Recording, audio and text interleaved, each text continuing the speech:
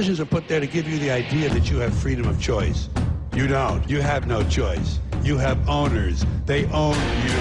Illuminati, you've come to take control. You can take my heartbeat, but you can break my soul. We all shall be free. Well-educated people capable of critical thinking. They're not interested in that. That doesn't help them. Illuminati, you'll never take control. Your new world order will lead to none at all. We all shall be free. Open up your eyes, wake the fuck up, America. Elite control your lives with fear, just scaring you with terror on your screen, telling you what to believe. But who benefits from panic? And Matrix.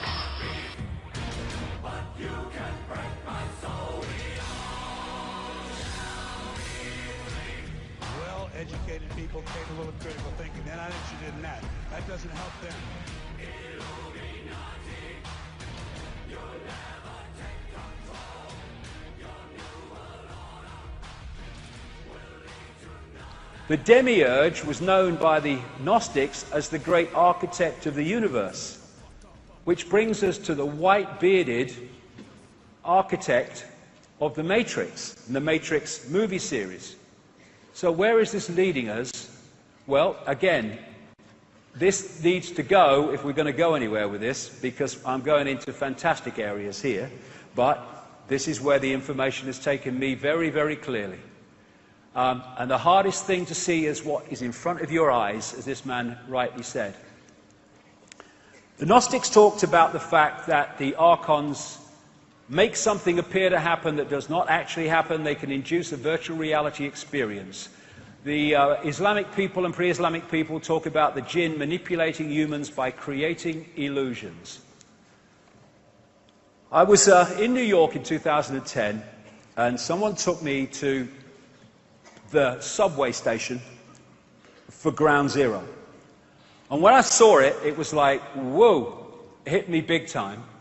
There was, first of all, these eyes all along the platforms, but there is this massive depiction of the world on the floor, and then there's an eye, and going out from this eye are these broadcast transmissions. And that hit me so powerfully. And Neil Haig was with me, and we kind of looked at each other and said, that's Saturn, isn't it? And remember, physicists have said only this last few days, they may have evidence the universe is a computer simulation. Well, I say that it's a virtual reality, which has been hacked into, and that hack is the reality that we're experiencing, the fake reality. And that hack, I say, comes from Saturn.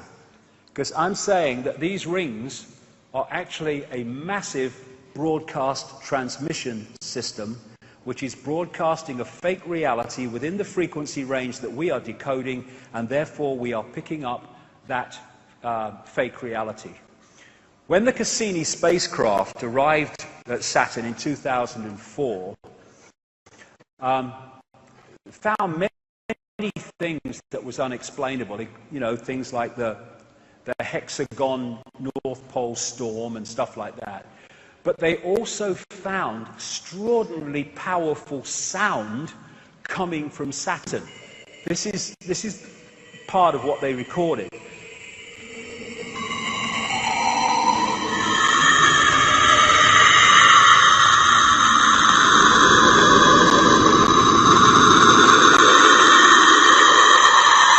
Nice, man. And I got sent this by a sound engineer, works in sound engineering for a living, and it's one of the rings of Saturn, and he said, I see that every day.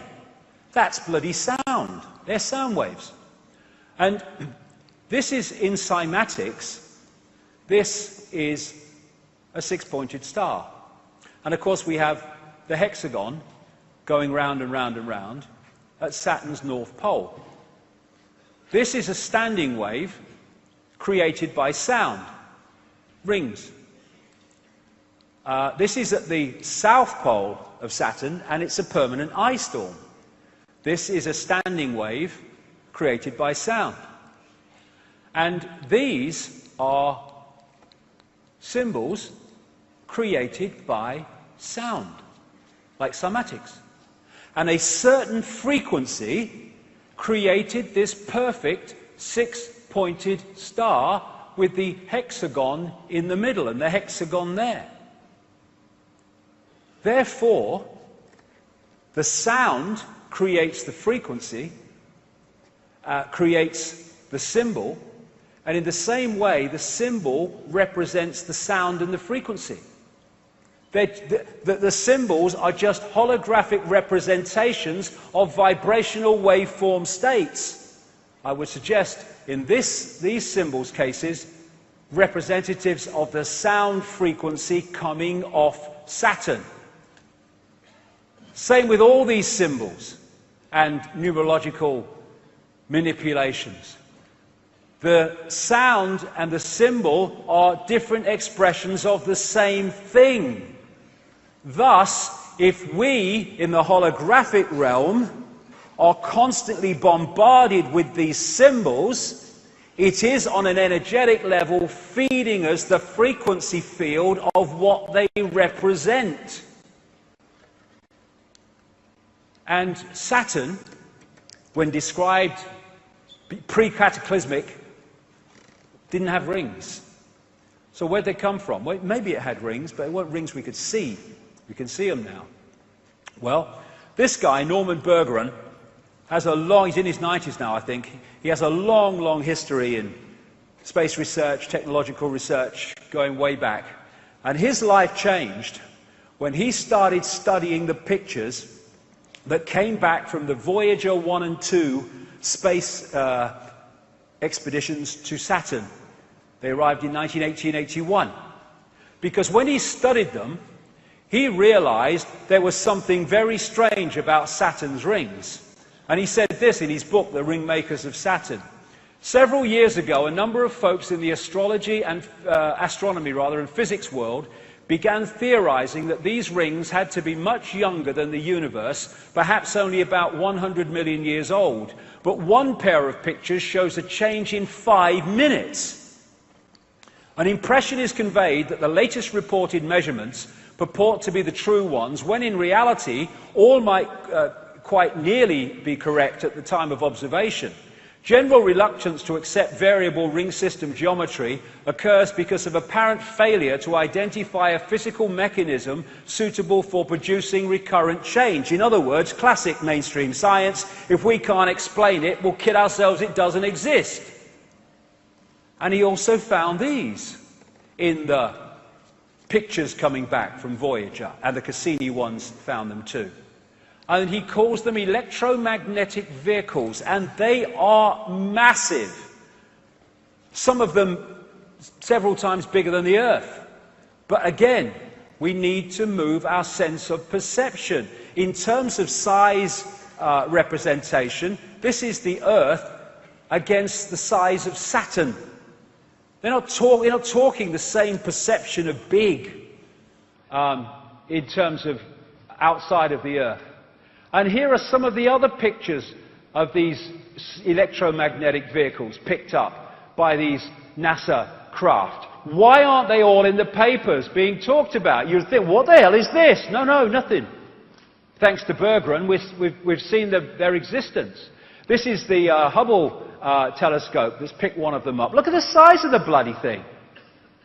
And here's a few Cassini spacecraft pictures, still pictures put together. What the hell is that?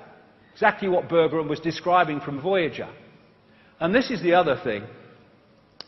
He found pictures of stuff spewing out of these electromagnetic vehicles into the rings of Saturn and bloody making them, or extending them. And what is said to be in the rings of Saturn, I guess thus that's why we can see them, is like ice and stuff. I think, and I would suggest that eventually they will realize that there is a crystal substance being put into those rings that has a dramatic impact on their ability to transmit information. In 2009, NASA released this picture, which is a ring around Saturn, which is from 3.7 million miles out to 7.4 million, and that ring could encompass 1 billion Earths. I suggest that there are rings that we can see, but there are sound rings that we can't see that are coming out across, and we're picking them up. They make something appear to happen that does not actually happen. They can induce a virtual reality experience. The Saturn matrix, as I call it, is a frequency band which we are decoding as a fake reality. And I suggest, my view, we will find that the edge of that frequency band is what we call the speed of light. And beyond it, you go out of the matrix.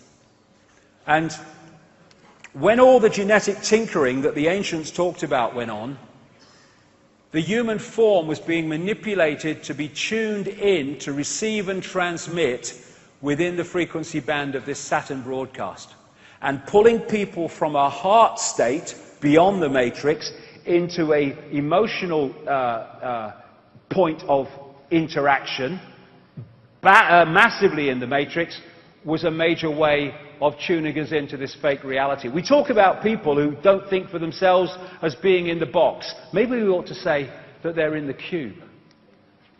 And they want to shut the heart down, and they have to so many people, because it takes us beyond the bounds of time and space, beyond the matrix, because I suggest that what we call time as we decode it is in this matrix transmission.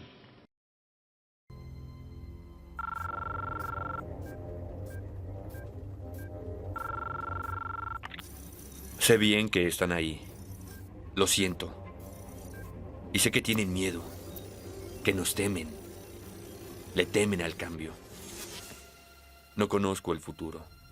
No he venido a decirles cómo terminará esto. He venido a decirles cómo va a empezar. Voy a colgar este teléfono y luego le mostraré a la gente lo que ustedes no quieren que vea. Voy a mostrarles un mundo sin ustedes. Un mundo sin reglas y controles, sin fronteras ni límites. Un mundo donde todo es posible. Lo que pasará después, lo dejo a tu criterio.